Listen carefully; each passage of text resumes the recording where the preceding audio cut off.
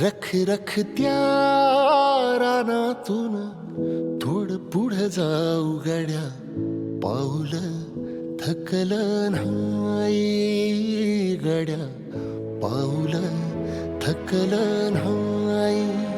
सुकलेल्या भाकरीला पानसंग खाऊ गड्या, पाऊल थकलं नाही गड्या, पाऊल थकलं